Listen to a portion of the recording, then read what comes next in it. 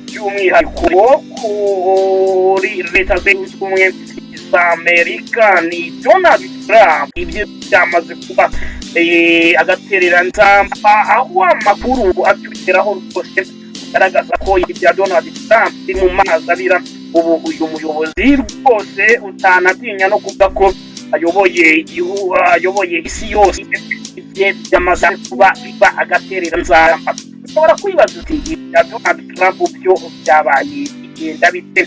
Ni muri iki gihe aho Isirayeli yo yabaye itangaza umwuka mubi hagati ya leta zunze ubumwe za Amerika na Iran ukomeje gufata intera nyuma y'uko inzego z'ubutasi za Isirayeli hayi Washington amakuru zivuga ko Iran yaba yateguye undi mugambi mushya wo gushaka Perezida Donald Trump.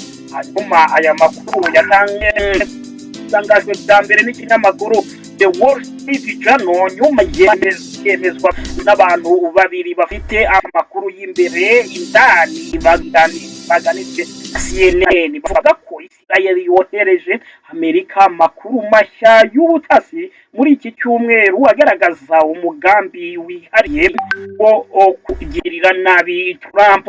Amakuru CNN yatangaje avuga ko inzego z'ubutasi za Amerika zari zisanzwe zikurikirana amakuru agaragaza ko Iran cyangwa abantu bayishyigikiye bashobora kugerageza kwihorera kuri Trump. Ariko amakuru mashya yatanzwe na Isirayeli yavugaga ku mugambi mushya kandi wihariye. Icyakora bamwe mu bayobozi ba Amerika bagaragaje ko ayo makuru atari yemezwa n'inzego z'ubutasi za Amerika ubwazo, ndetse ko Washington itari yarigeze ikurikirana uwo mugambi mbere y'uko Isirayeli iwumenyesha Amerika.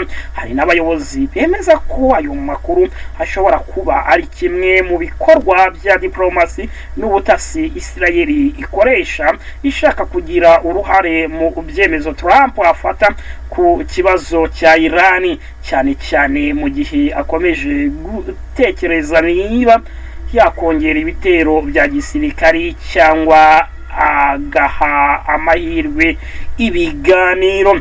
Perezida Donald Trump ubwe yavuze ko azi neza ko Iran yamushyize ku rutonde rw'abantu ishaka kwica. Yabwiye abanyamakuru ko amakuru abonye agaragaza ko ari ku rutonde rwose rw'abashobora kwibasirwa na Iran.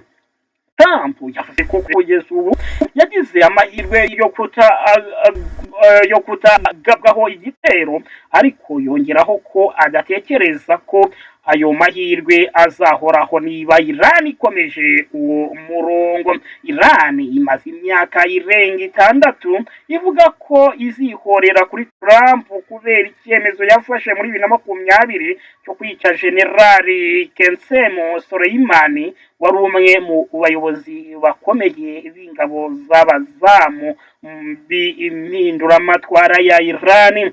Kuva icyo gihe inzego z'umutekano za Amerika zakomeje kongera uburinzi bwa Trump ndetse n'abandi bayobozi bagize uruhare muri icyo gitero.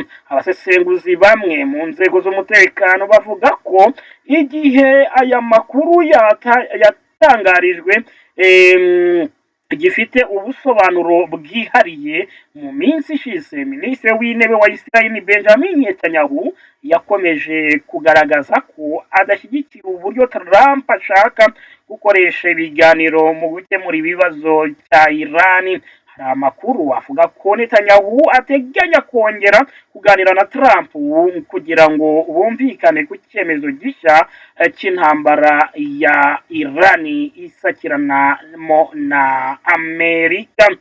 Ngaho rero mwakoze kudukurikira, twongera dusubire namwe mu yandi makuru araba agezweho mu kanya gato kari imbere. Niba muri bashya kuri uno muyoboro mwibuka gukora subscribe kugira ngo amakuru n'ibiganiro byose tugenda tubagezaho bijye bibageraho igihe. Nge nari Adi Rwanda, twongera dusubire mu kanya gato kari imbere mu bindi biganiro n'andi makuru turimo kugenda tubategurira. Komeze kugira ibihe